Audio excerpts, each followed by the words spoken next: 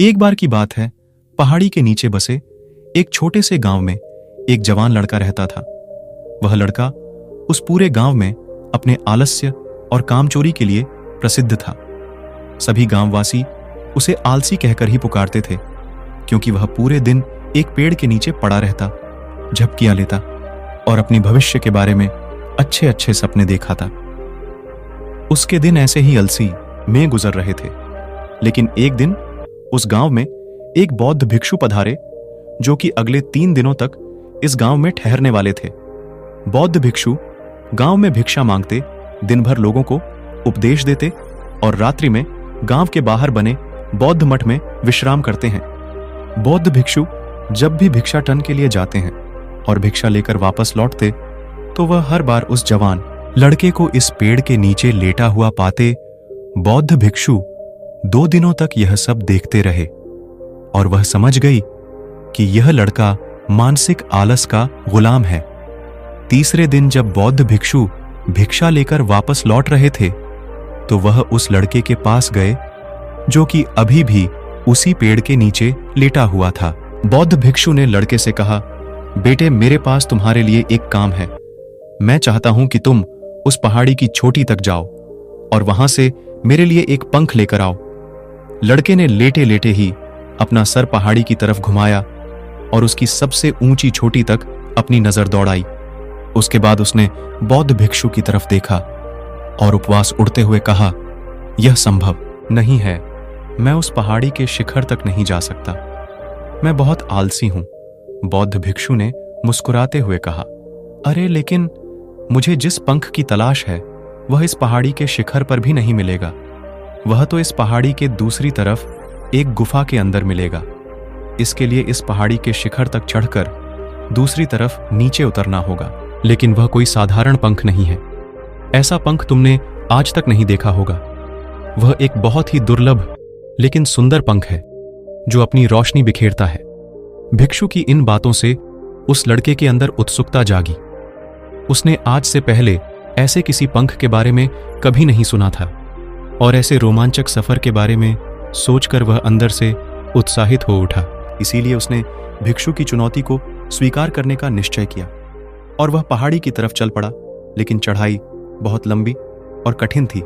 जल्द ही लड़के का शरीर थकने लगा, सांस फूलने लगी और शरीर से काफी पसीना बहने लगा। लेकिन फिर भी उसने चलना जारी रखा। वह जैसे जैसे ऊपर चढ़ता गया, उसे प्रसन्नता और उत्साह की अनुभूति होने लगी, जिसे उसने आज से पहले कभी महसूस नहीं किया था। अंततः जब वह कड़ी मेहनत और लंबे प्रयास के बाद पहाड़ी के शिखर पर पहुंचा, तो वह पूरी तरह से थक चुका था, लेकिन वह बहुत खुश था।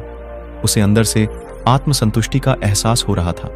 उसके चेहरे पर योद्धाओं जैसी मुस्कान थी, जैसे उसने कोई युद्ध जीत लिया हो।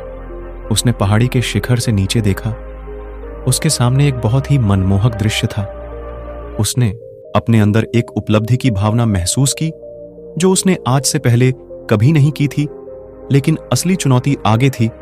लड़के को पहाड़ के दूसरी ओर उतरना था और उस गुफा को ढूंढना था, जहां पंख के मिलने की बात की गई थी।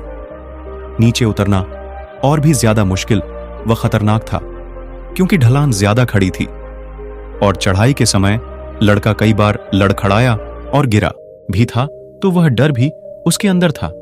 लेकिन भिक्षु को पंख लाकर देने के वादे की वजह से वह लगातार आगे बढ़ता रहा। काफी खोज, मशक्कत और कड़ी मेहनत के बाद जब वह अंत में गुफा तक पहुंचा, तो उसने देखा कि पंख वहीं पड़ा हुआ था, जो गुफा के प्रवेश द्वार से छनकर आ रही रोशनी में चमक रहा था। उसने पंख उठाया, लेकिन उसकी सुंदरता को देखकर अचंभित रह गया। वह काफी देर तक पंख को ही घूरता रहा, लेकिन फिर अचानक उसे याद आया कि अभी तो उसे वापस भी जाना है। उसने खुद की तरफ देखा। वह पूरी तरह से थक चुका था। वह चिंतित हो गया कि वह पहाड़ पर कैसे चढ़ेगा और भिक्षु तक पंख कैसे पहुंचाएगा। एक पल के लिए उसने हार मानने के बारे में सोचा, लेकिन फिर उसे वह उपलब्धि और गर्व की भावना याद आ गई, जो उसने पहाड़ी के शिखर पर पहुंचने पर महसूस की थी। उसे एहसास हुआ कि उसके अंदर इस सफर को दोबारा पूरा करने की ताकत और दृढ़ संकल्प है। वह दोबारा पहाड़ी पर चढ़ने लगा उसकी मांसपेशियों में दर्द हो रहा था, पैर काम नहीं कर रहे थे, फेफड़े फटी जा रही थीं।